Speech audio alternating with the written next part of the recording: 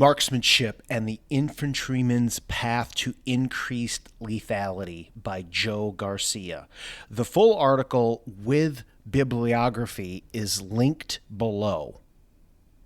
In the evolving landscape of modern warfare, the traditional metrics of infantry proficiency, such as basic qualification scores, are insufficient to ensure battlefield dominance. This gap is not small. The rise of peer and modern threats, with their emphasis on improved warfare, changes the lethality equation. Modern conflict punishes hesitation, indecision, and rote training. Yet, in the practical application of our training manuals, most of it is just compliance-based. Competitive marksmanship fills this critical gap. Unlike standard qualification, which merely assesses minimum competency in sterile conditions, competitive shooting develops true lethality under pressure. Competition is the collective pursuit of individual excellence. That collective pursuit is the dynamic force producing change. It forces soldiers to perform under observation, against time, and in more dynamic, unfamiliar scenarios that mimic the sort of unpredictability you will see in war. Emerging research supports the superiority of competitive environments for cultivating elite performance. A recent study on stress exposure and performance optimization concluded that decision-making and motor skill execution improves when training stimulates the cognitive demands of combat, particularly in uncertain environments. The Army's own Futures Command and Army University Press have acknowledged that stress-inoculated adaptive shooters are better suited to the digitized, sensor-fused battle space emerging under multi-domain operations. Competitive marksmanship is not merely useful, it is essential.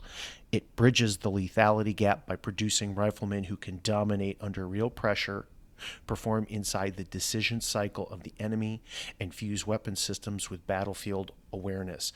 Without it, modernization efforts will be hollow shells, platforms without punch, and doctrine without killers.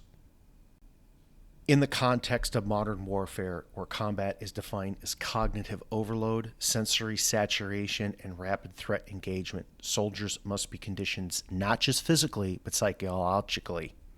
Traditional marksmanship training does not provide the exposure to time pressure, uncertainty, and performance judgment that fosters the resilience combat demands. Competitive marksmanship imposes acute stress on the shooter through direct observation, peer comparison, and scenario complexity, all hallmarks of stress inoculation training. This exposure cultivates what psychologists term adaptive stress response and enables soldiers to perform with consistency and clarity under pressure. Stress inoculation is more than just exposure. It is a deliberate, structured progression through anticipation, confrontation, and mastery of stress, which competitive events inherently replicate. Soldiers who engage in competitive marksmanship show statistically significant improvements in focus, motor control under stress, and decision accuracy compared to those trained only under more standard qualification standards. These findings align with the U.S. Army's own emphasis on the integration of performance psychology into readiness as defined in ATP 7-22.02, which promotes deliberate stress exposure as a mechanism to build resilience and improve lethality. Furthermore, neurophysical studies reveal that training under realistic threat conditions activates and strengthens the same neural pathways used in combat, improving decision-making speed and reducing panic-induced degradation. Competitive marksmanship forces the shooter to rapidly process visual and auditory cues, prioritize targets, and execute motor tasks under time constraints, conditions that mirror the chaos of close combat and the decision cycle required in sensor-to-shooter engagements. The Army has doctrinally enforced all of these findings and published about them.